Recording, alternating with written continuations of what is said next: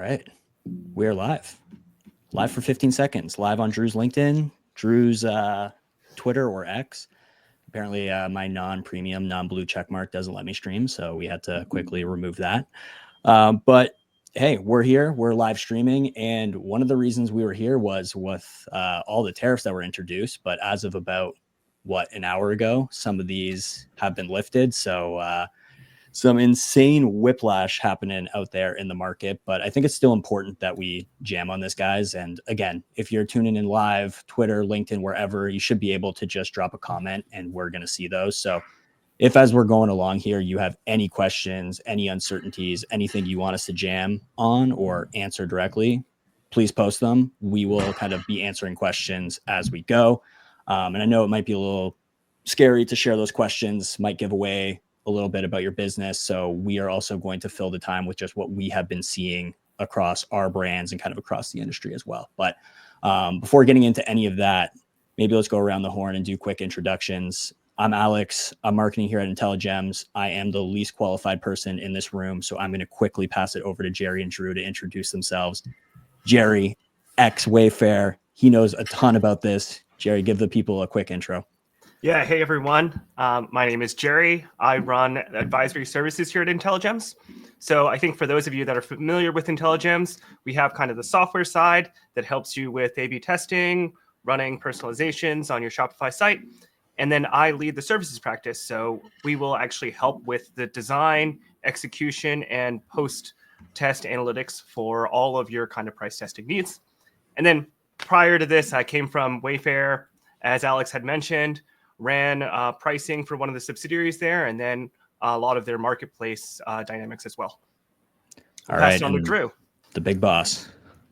I'm Drew. I'm one of the co-founders and the CEO at IntelliGems. So been thinking about e-commerce pricing for 4 years, and before this was doing dynamic pricing in the ride-sharing industry, which was very variable on price. And prior to that was at McKinsey and did a hot minute of pricing in electronic sales. So besides me, you got a lot of price people in the room. And I think that's important.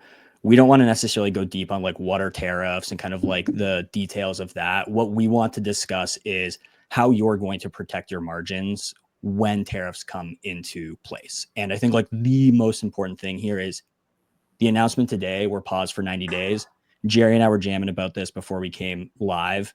We still got 125% tariff on China right now. And I'm guessing a lot of people who are currently watching this are going to watch this probably importing from China for at least something. So we still have tariffs on, been paused for some of these other countries. But what we want to jam on today is the tactics, the tools, the levers that you are able to use to defend your margins. And I think this is just good practice no matter what. We now have a 90-day buffer to figure this out, where before it might have been shit, we got to build this plane while we're flying it. We have a 90-day buffer here, but I think it's still very important for people to start thinking about this because tariffs gave us a reason to zoom in on our margins. But I feel this has kind of been a problem, especially in e-commerce for a while. So let's kind of start with things you can do to defend your margins. I think the three biggest things we've seen kind of out there is cut OpEx. Can you get your expenses down? Move facilities, logistics, supply chains. Very cumbersome to do. And then we have, hey, can we raise prices? Which if you were looking at the title, that's the one that we want to talk about. These guys are incredibly qualified to do that. And I think the three biggest things here are you can do it immediately. If you change your prices, you can reverse that decision. We can change and try prices for the next 90 days. And it is not trying to cut OpEx or move your warehouse. That is going to take a very long time. That is a very irreversible decision. So let's kind of dive in. And again, if you have questions as we're going along, please feel free to drop them in here. Let's start with what everyone's here for. If you're going to raise your prices, guys, where would you start in hey, I have a new tariff. My COGS just went up. I need to make that up somewhere. I want to raise my prices. Where do you start? Yeah. Before I get into that, just want to say, please leave comments. I don't know if we have the ability to bring people up on stage because it's cross-platform, but we want this to be conversational and part commiseration session. We've been changing our approach every hour for the last 72 hours. So, I mean, this is as much hearing what's worked from people as us talking at you. And it's the first time doing this live. So please, we want to make this very casual and conversational. Second thing, like, there are lots of levers. The one that we are most deeply familiar with is pricing. So that's what we're going to focus on. And, I think I was explaining this to the team yesterday that the playbook around how to optimize your prices actually isn't any different today in a tariff-driven situation versus a week ago in a, like, I just want to find ways to boost more margins. What you are having is like a COGS increase effectively. And so the same playbook applies. Like, the reason why I'll start by saying I really firmly believe that if these hold or whatever version comes through, it is going to be inflationary. Like, the lever that you can pull most quickly and that gives you the most leverage is pricing. And by that, I mean increasing list prices. I mean, increasing unit price. It can be increasing shipping rates. It could be decreasing discounts. But how do you improve AOV? Like, that cart, the average cart that you are selling to a customer, you now have, depending on how high your COGS are, probably like, 6 to 40% extra cost to you, the owner, to that cart. So you can't change that. That is fixed. The question is, how do we get the AOV up for the same cart? I mean, I think in terms of where to start, there's a couple versions depending on how urgently you need the extra margin. In the most urgent situation of, like, I am underwater as of today, or I've got a bill coming because something's coming into the States in a couple days, you may just have to rip the Band-Aid and jack up the prices and try to see what happens. Like, I think consumer confidence is down. Consumers do know what's happening. A slightly more stylish and informed version of that would be to roll out new prices with a holdback. So, like, change prices for 90% of incoming traffic, keep 10% at the old prices, just so that you can get a data point on how customers react to different price points. And that's, like, a lot of where our recommendations are going to go. And, like, not surprising, given we talk about testing a lot, is that you should try to gather data points around pricing at different price points. Go map out your elasticity. Like, how much will conversion rate drop with an 8% price increase, a 15% price increase, a 25% price increase? How much will conversion drop if you get rid of free shipping or increase free shipping or change your offers? You are in a position where you have to get AOV up one way or another. It is very unlikely that a flat 10% increase across the catalog is the optimal solution. And that may be the optimal solution for today, and then the cost changes again in a week or 3 weeks or 2 months. And then you have to go find a new optimal solution. So, like, a lot of our recommendations are, how can you put instrumentation in, use testing and experimentation as a way to gather data about elasticity so that you have a sense of the solution space you're working with. And so what that holdback can do is great. Maybe you ran out, you had to jack up prices yesterday. If you at least have that 10% holdback group, now tariffs are paused, you could go look and say, all right, how much did this hurt me? Like, how much did conversion rate fall? What does that mean for my profitability at, pre-tariff or post-tariff COGS? And where does that, like, put me? Now that there's a 90-day pause, should I roll that price back? Did it actually seem to be okay? I can keep it in while I figure out the right solution. So, like, that's the most urgent option. A second option, without actually touching your prices, but that I've spoken to some brands that have had success with, if you have some inventory that you need to clear, like you have a bill coming up and you want to juice revenue, is go send an email to your list being like, we are impacted by tariffs. we will likely have to make changes soon. Prices will stay the same through the end of the week or through Thursday. And I think you want to be legitimate there. Like, I don't go mislead your customers. But I spoke to a furniture brand yesterday who generated $70K in sales off one of those emails, and like a lot of their supply chain comes through China. So, they were able to convert inventory to cash really quickly, which was helpful. And then a third, okay, I've got more time, I want to explore. Jerry, you probably have other ideas, but option is let me go like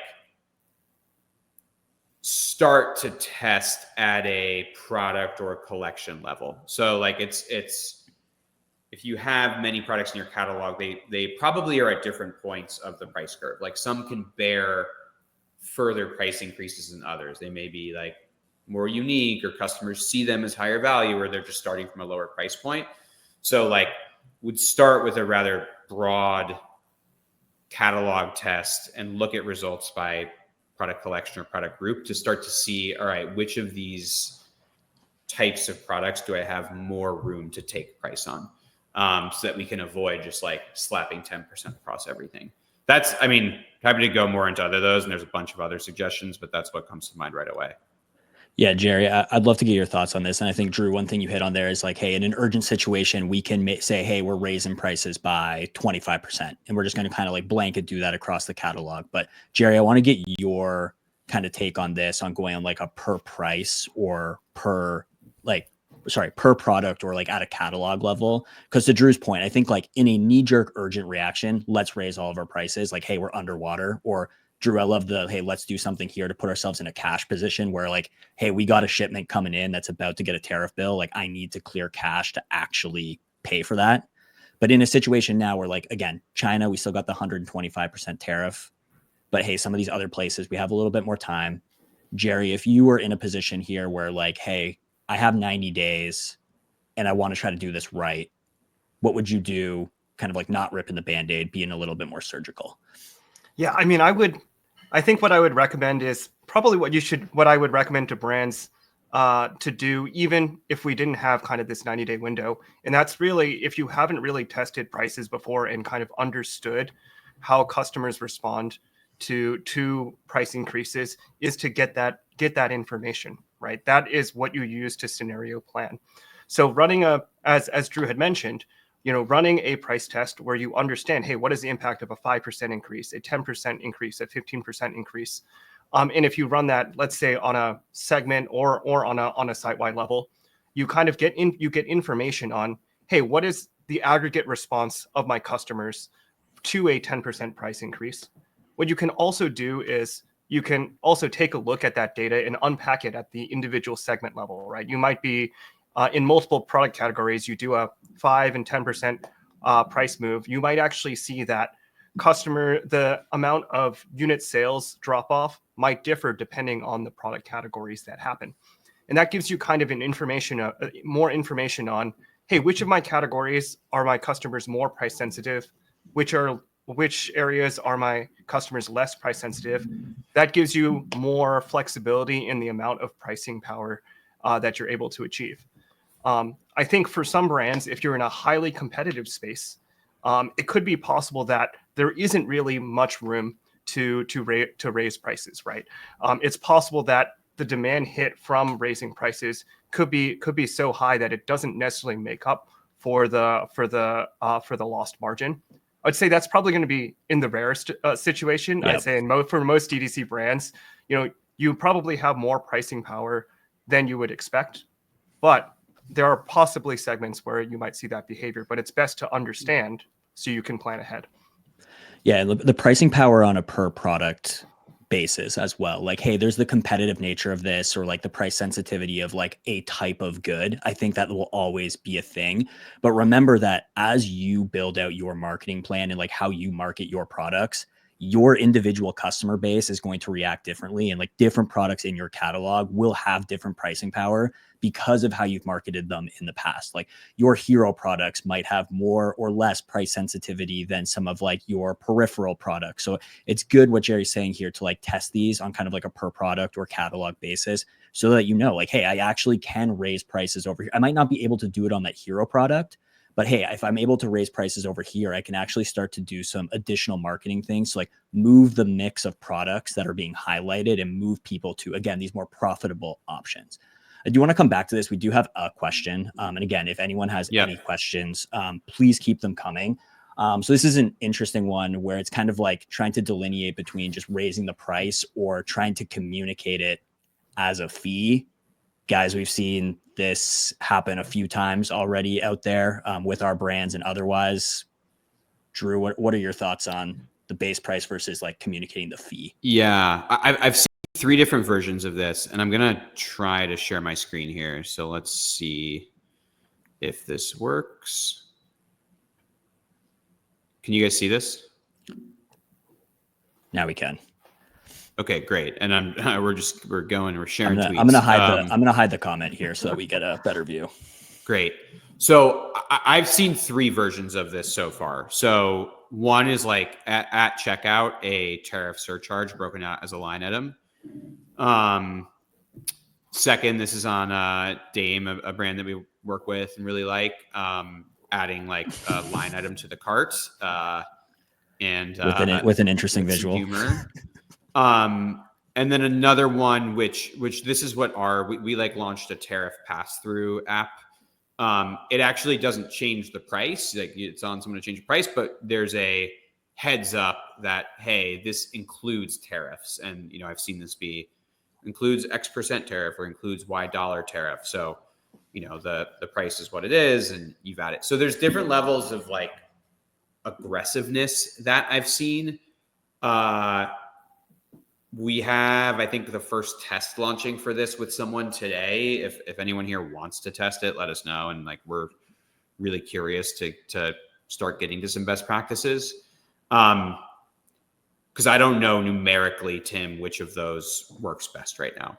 I think a couple things I do believe. One, you need to be transparent throughout the purchasing process. So I don't like a surcharge that appears at checkout.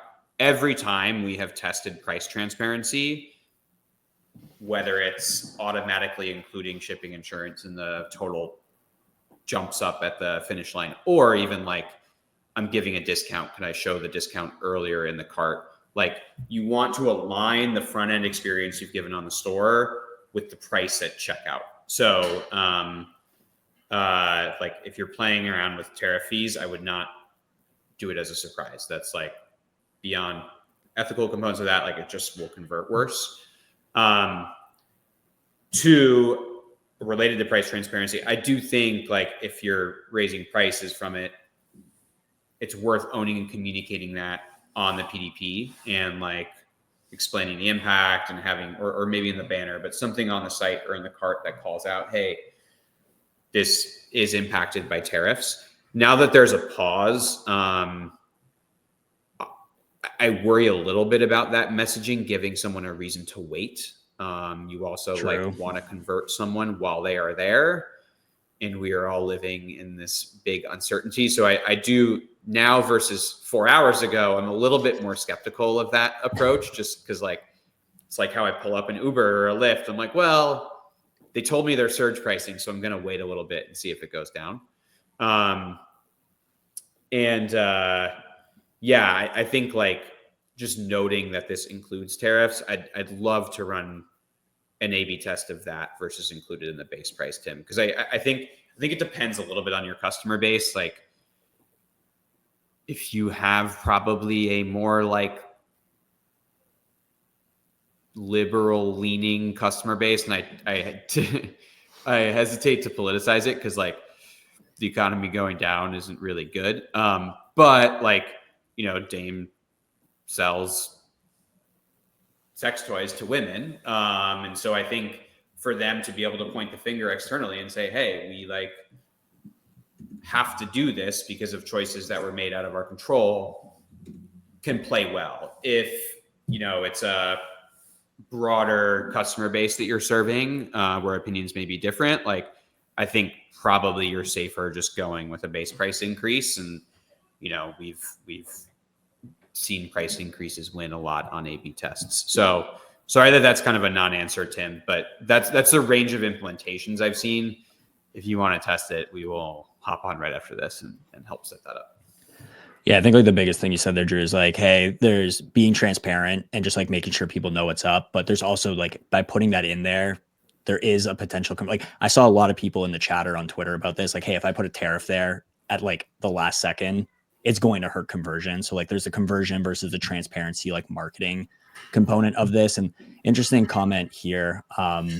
Just like having something that's like, hey, tariffs are included as a price transparency, like maybe another potential option here. Like, hey, we raised the base and the tariffs already in there. Like this is our new price.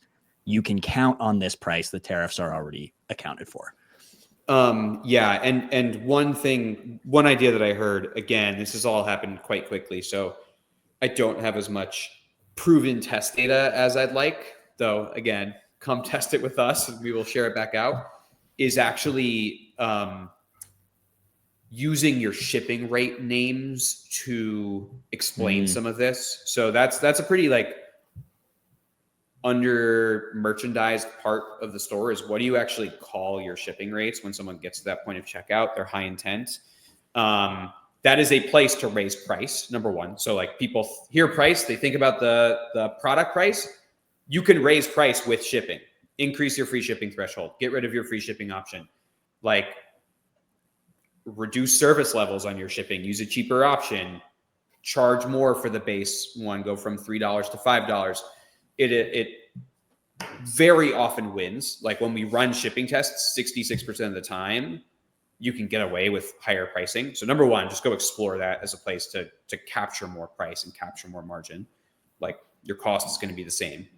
But number two, you can say includes tariffs there. Not tested, but we did see around Black Friday that calling things Black Friday shipping, you know, holiday shipping, and matching that shipping name with what you were telling someone earlier up in the funnel on the site did improve conversion. And so it's maybe a place to try, like saying, hey, this includes tariffs. It includes all duties and tariffs on that actual like first shipping rate.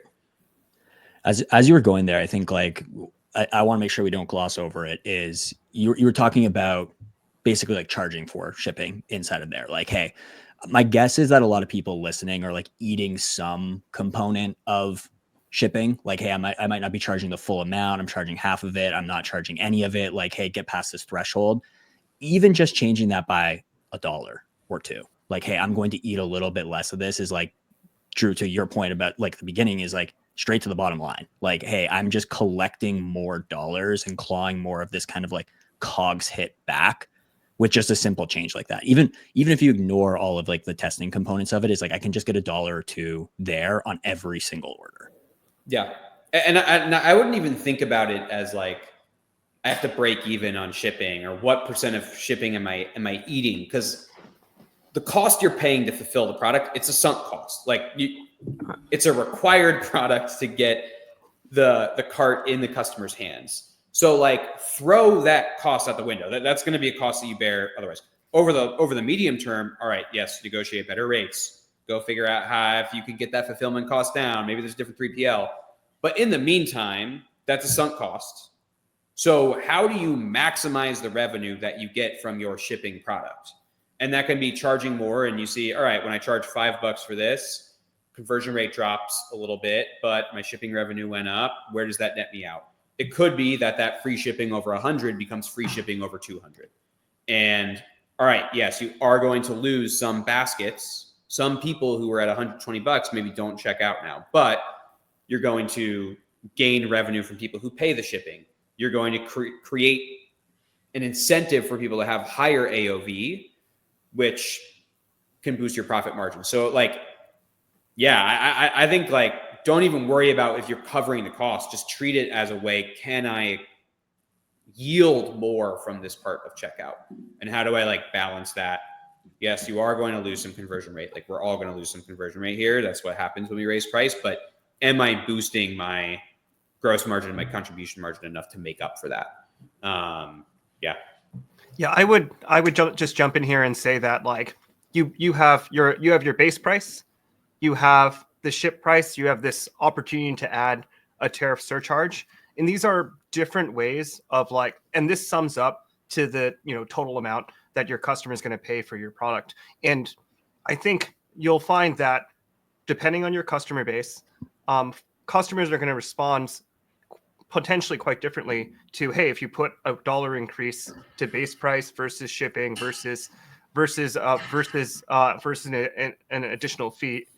And I think part of testing is understanding, hey, how can I take advantage of kind of where can I find the most value depending on how I distribute kind of that value and how I communicate that to customers across these 3 different locations, where you can where that are components of the ultimate price that the customer pays. I love that. Again, anyone comments, questions. Also, even if you don't have a question, maybe just like, hey, if you're comfortable sharing, where are you getting most of your imports from? Like that will help us kind of like tailor the conversation. Like, is it mostly coming from China? Do we need to be talking about like immediate? Do we have 90 days? But one thing we talked about, and we'll come back to some of these other tactics in a second. One thing I was just thinking about, like, as we were talking about this, is the title coming into this was like basically how to raise prices. And I think like the 2 questions that we did get were interesting. And it was like more around the communication of this than like the tactical, like doing the thing. And I think like one thing we didn't necessarily hit on there is like, hey, putting this tariff charge at the checkout. Drew, you hit on like the email going out, but like any other tips for when this happens, like how would you actually go about marketing this so it isn't a surprise? Because I think I'm falling in the camp of, if I didn't know and I get to the checkout and then I see like the tariff added there as a fee, like I think I'm in the camp of I would probably bounce at that point. Like I think it needs to be communicated at a higher level for me personally. Yeah, I definitely don't think surprise. To me, the question is just like, is it better to just bake in the prices and assume like just treat it business as usual, but the numbers are different?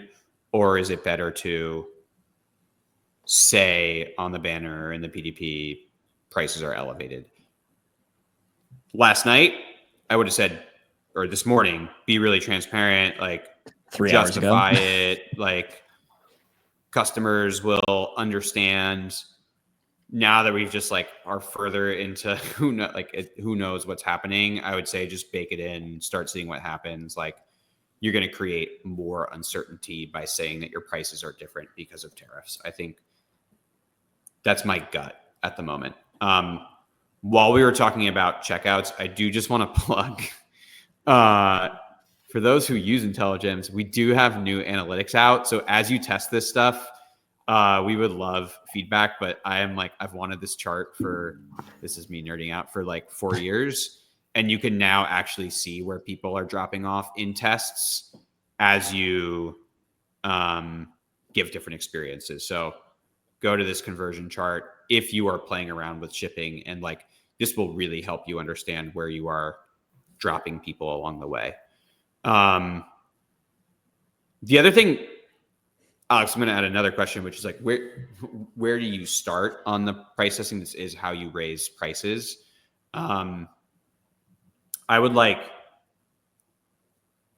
this is obvious, but go start with the places that you have the most leverage and the most volume. So one of the reasons why I am so bullish on shipping is that impacts every single order that goes through the site. So if you can extract an extra $1 there, or an extra 2%, that goes across every order. And I would start with your like most frequently selected free shipping option, probably not your 1-day shipping that 2% of people opt into. Second, on the approach to discounts, I would go pull a report in Shopify about which discounts are most commonly used. Some of those are going to be very integral, like your main landing page offer. Yep.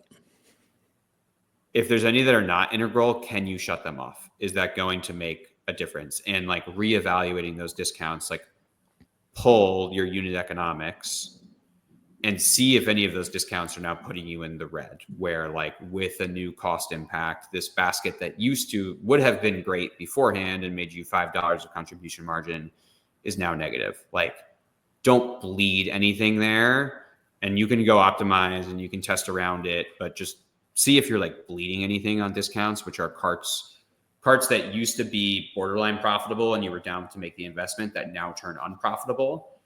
I think just kill that. And then as you start to look into the product catalog, I mean, Jerry, I'm sure you have a lot of thoughts here, but start with the collections that drive the most volume. And as, again, we are advocates for go test the prices, right? Like pick different price points, measure the elasticity, find the sweet spot along the curve. It's important that when you run a price test, you use similar products. So if you have a collection that are substitutable, if you sell all kinds of apparel, but t-shirts are your top seller, start with t-shirts and make sure you include all the t-shirts in that test, because it's not going to be good data if like your short sleeves are being tested and now way higher, but your V-necks are not changing, because you're going to end up with like a bunch of weird substitution effects that are hard to tell. So that's like, if you have enough volume to go collection by collection, I would break it up. If you're at a volume of, call it sub 3,000 orders a month, I would just throw the entire catalog in a test. And it's not going to be the most precise, but like, hey, can I move the catalog up 8%? Can I move it up 12%? Can I move it up 20%? With this cost structure. The right answer of where to price your products is going to change depending on your cost structure. So you can run that test 2 weeks ago with your old COGS, and it tells you, yep, the plus 4% is the right choice. That's the profit maximizing point. We now have a different cost structure. And so it's like actually important to go rerun that analysis, plug back in the new COGS, because without changing anything, like the price tells you what your total revenue and like is going to be at different price points based off the consumer conversion rate. So it's a curve. And we could solve for the revenue maximizing point, but then the profit maximizing point depends on what your costs are and what the margin percent is. And so that profit maximizing point, go gather the data, but you can then use those same, like rerun that analysis for different cost structures. So I don't know if that's clear, but yeah. I think there's two things to dig into there. And like one, if you're an existing IntelliGems customer listening to this, go update your COGS, especially like at that 125% tariff on anything coming in from China, like is drastically different than it was. Make sure you're updating that so you're getting the most accurate information. And you were talking about the substitute effects there, which I think is really interesting and like for viewers to understand, because at the top of this, we were saying, hey, don't do blanket changes because like you can be more tactile by going at like the collection or the product. But then, hey, if I go too specific on the product or the collection, some of these like substitute effects can come in. Jerry, I know you've done like a ton of price testing in the past. Like what does that substitute effect look like? Like, how do I know if I've done something and I've just like moved things somewhere else and I haven't actually had the impact that I wanted? Yeah, oftentimes. So in IntelliGems, you'll actually see basically we show analytics in two ways, and you can filter your data in two ways, which is you can see what the results look like when you look at orders that only contain the products that you put in the test. And then I think the other view that's really useful is then to basically look at what was the impact on all orders, right? So if what you'll often see when there's substitution effects is you'll raise prices on a few products in your catalog, but you didn't raise prices on many substitutable products. So you'll see a drop, a larger than what you might expect drop in conversion on the products that you raise prices on, but you might see a much more muted effect on your catalog, because you're not actually losing your customers. You're just simply losing customers to that product, but they're shifting to versions of the product that are that didn't experience the price change. And so when you actually test, and I think we're starting to get into kind of how you run the test to kind of maximize learnings, is if you really want to learn, hey, what can I actually absorb? How much can I actually increase prices? You want to actually structure your test in such a way where you're trying to control for those substitution effects, and making sure that, when you design the test, making sure you're moving kind of segments and similar swaths of products at the same time to kind of mitigate those impacts and get you the clearest read.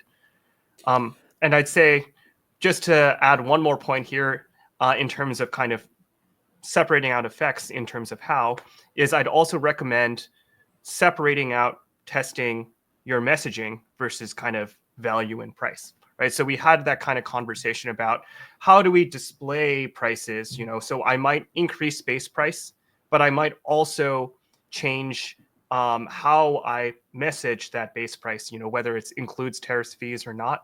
And so when you kind of design that test, you want to give yourself the opportunity to be able to read the individual difference. Otherwise, it's going to be hard to attribute how much of this impact was driven by the price raise itself, and how much of that was maybe mitigated through the act of messaging. And so that could be either running two separate tests, one testing just the price move, and then one testing the messaging, or having something combined where you have a test group with your control, your just the price move, and then price move with messaging, and just just something from a like how to structure the test in the best way. And Another again, idea people that's coming to listening, mind. like, if you want us to go super deep and nerdy and tactical, we can just let it, like, ask the questions, and like we can get as nerdy and deep into it as you guys want to. Sorry, go ahead, Drew. Yeah, a whole different angle that's coming to mind is like, if you have we were talking to a brand today where they have like some exposure to China, some exposure to Vietnam, some exposure in other places. So now they have a catalog where like the margin profile was reasonably similar across product types last week. And now it's hey, these particular products are now significantly more expensive for us. Like the landed costs are way more expensive. So, all right, deal with supply chain, figure that out. Again, that's like really powerful and important, but slower moving boat. You can also think about like merchandising and sorting your site. Like, how do you actually get customers to the products that you want them to purchase? If you have a mixed catalog where some stuff is not as subject to these tariffs. Again, like there's a whole bunch of nuance here. You don't want to bury your most successful products, and you do want to solve for a margin profile across the store, and not all things are going to bear the same weight. But I'm always really shocked at how big an impact sort and navigation on the site can have. And our usual recommendation there is like, hey, navigate people toward the products that they want to buy. Like, sort it so that your highest profit per visitor, so products are up top. So ones that are a good combination if they convert well and have a high margin profile. And like the difference there may be more extreme than it was before. So like you can do manual sort in Shopify. There's you can like have collections that are tariff free. I mean, there may just be ways to point people to your less tariff affected products, which will, inevitably be a little bit more profitable to sell. Again, that's like kind of a simplification because you already hold inventory trying to turn it into because cash, of this question right here. Yeah. Oh, great. I didn't even see that. Yeah. I mean, like, if you already purchased it, then you already have it. it's not subject to tariffs then. You should price that at like what's going to maximize the profit. I mean, maybe those ones should be your test case to see, hey, how much price can I support when the tariffs hit these? Like, should I reorder more of these if it's going to require, if I sell shorts for $70, but now I'm going to need to sell them for 85 post tariff, go test 85 now, because that's going to inform whether like that product can support that price and whether you should go order more.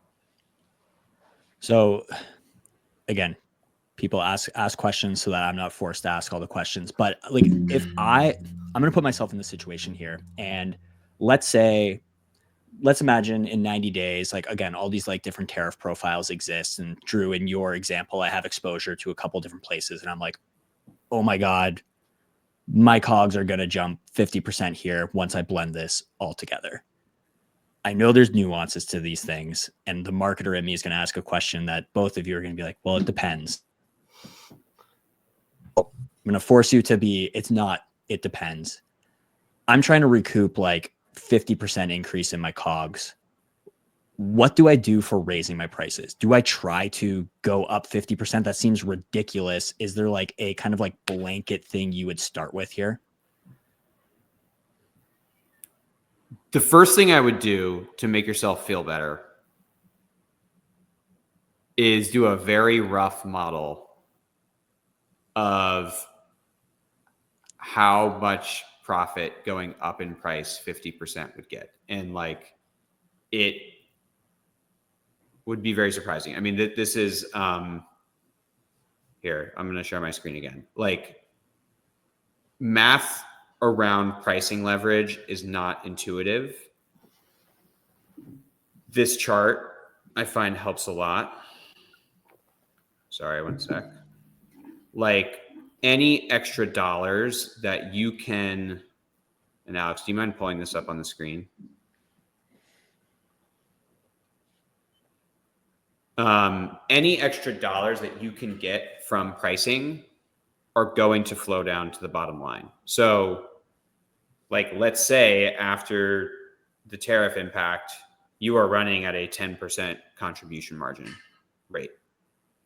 30% increase to your price, or in this case, a 5% increase to your price, that takes your unit profit from $10 to $15. So that 5% increase in price created a 50% boost in profit in this example. But you can go run this math for yourself. Like, the takeaway is that the thinner your margins are, the thinner your contribution margin, very small increases in price can add multiples to the bottom line.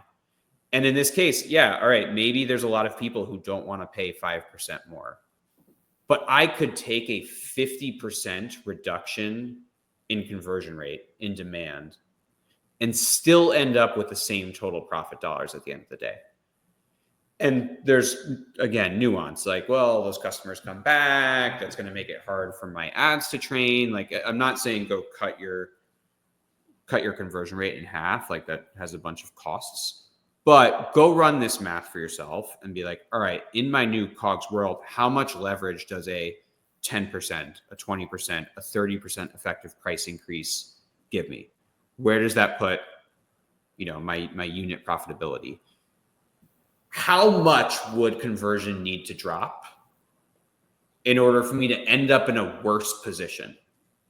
And I think people will be surprised by that answer. Like, it's often, pricing is scary and it's really emotional. And I mean, I've talked myself out of price changes before at this business, because like, everyone's going to leave, the whole business is going to collapse. And so I get that there's fear, but I would just start by laying out the really simple model, and asking, how much would demand need to drop at this price point for it to no longer be a good decision, given that my costs are now way higher.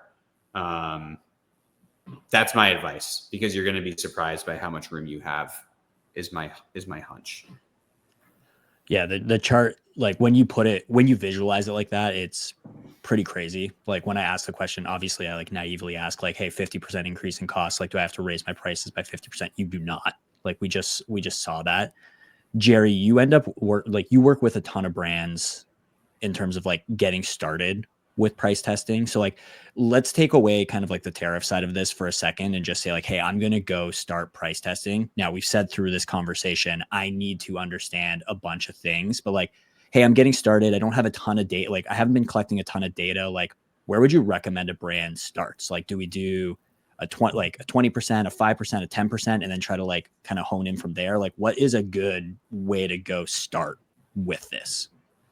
Yeah. I think like general rule of thumb for me is you want to have when you test a price move, you want to test a price move that's meaningful. So like I think 10% is not a bad place to start. You want something that has a large enough effect that you can measure. And if you don't have a ton of order volume, right? If you're trying to say, hey, I want to only, if I make a very small price move, sub 5%, one, is it going to be meaningful enough to the customer? Is it going to produce a large difference in behavior? The smaller the price change, the smaller the difference in behavior, the harder it is to detect. So with a price move to the extent of plus or minus 10%, that's going to be meaningful enough to affect the customer and likely to yield some sort of result that where you can see the impact and then be able to interpret and extrapolate from there.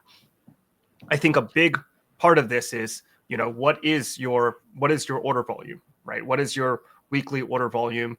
Where are you testing, right? We always say test where things are most impactful, but I think that's also where you will have the most data density to be able to collect enough data. If you're seeing, if you're getting through the period of your test, you get 500, 1,000 orders in a test group, you can feel really confident in your data. If you're only working with 50 to 100 orders, it's going to be much harder to kind of feel really confident about the outcomes.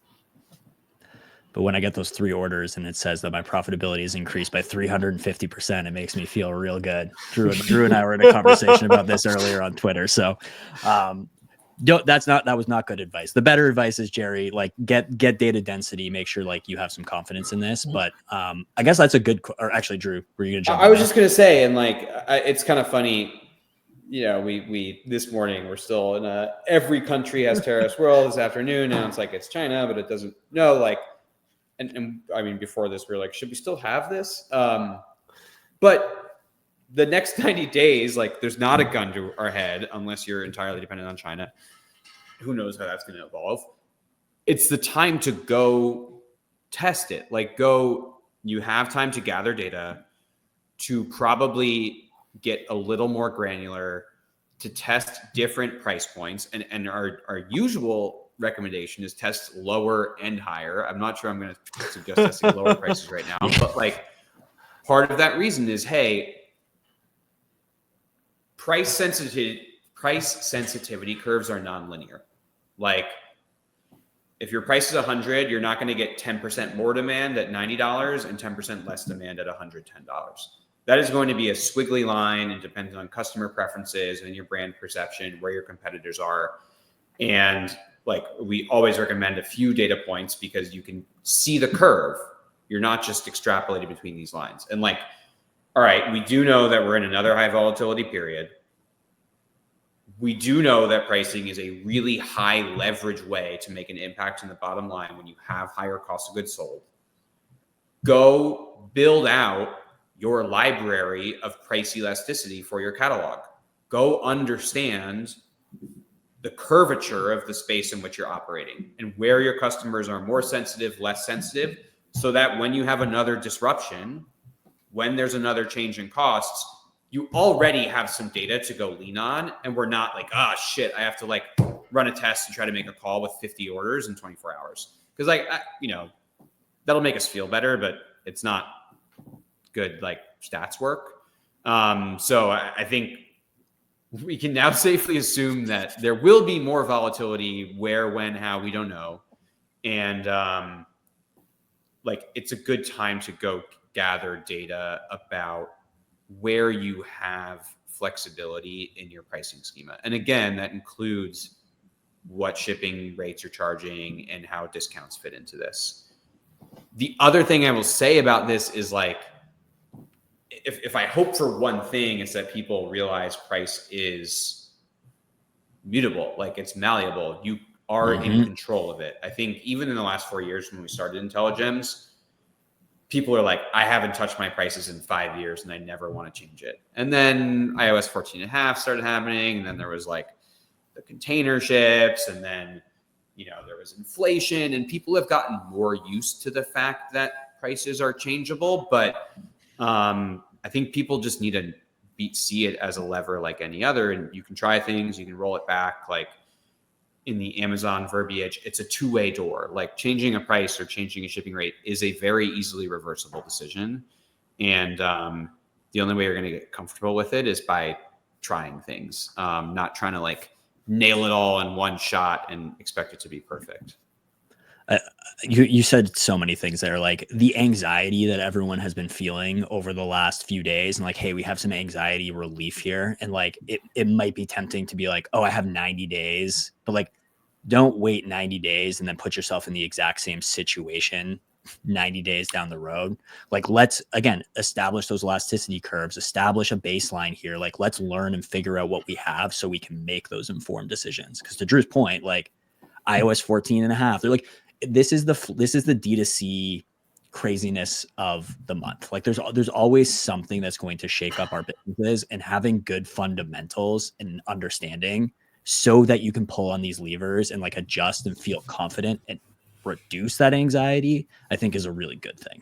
And by the way, that doesn't mean go install IntelliGems. Look, you want to go install IntelliGems, like great. We have a 25% discount right now, but like you can flip your prices for a couple of days and see what happens. You can build this model and test different sensitivities and see what you believe.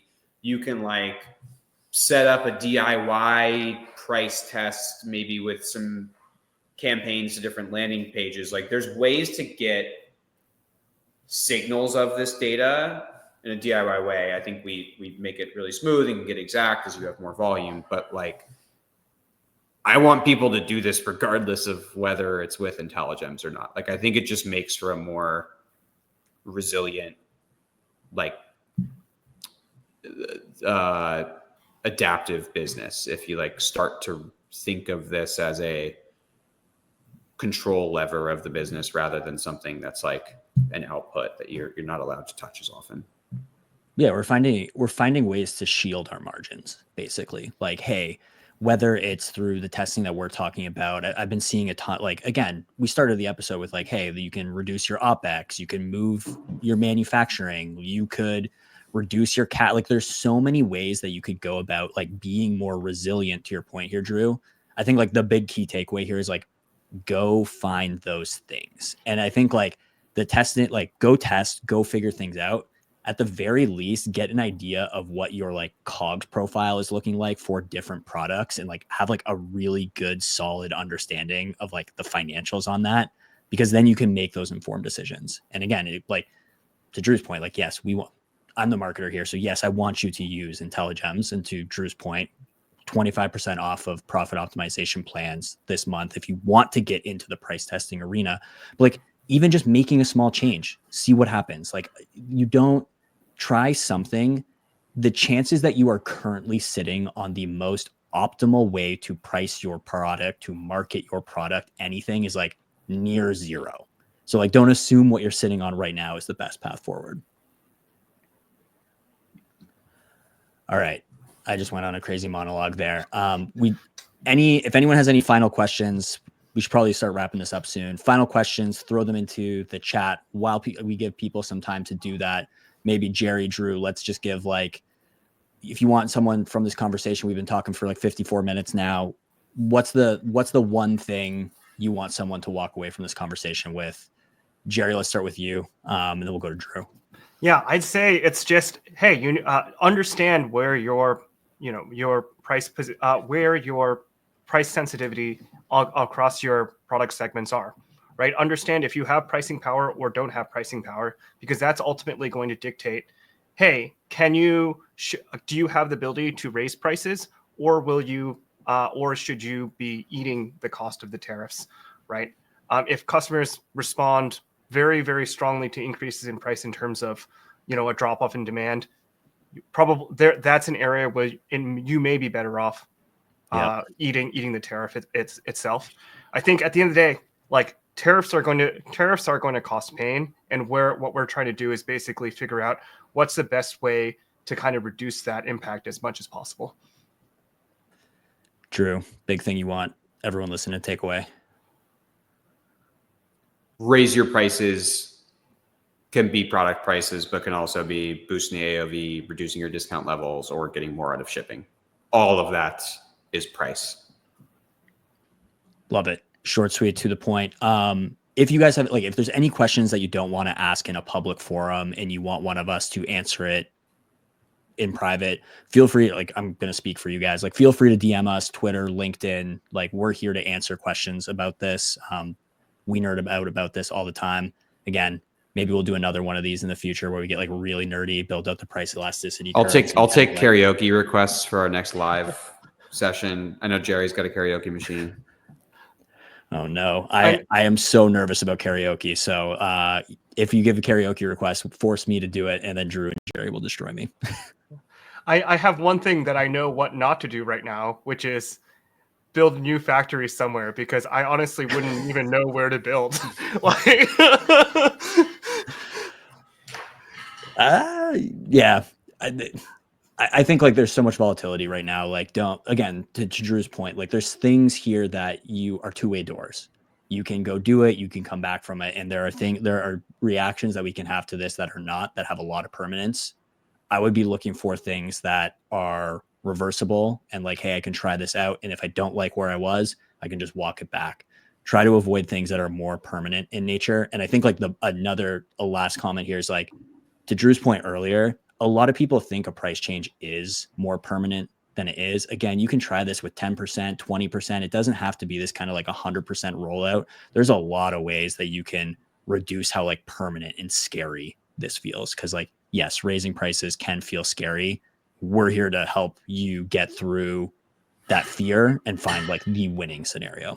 Oh, also one last plug, and then I have to drop.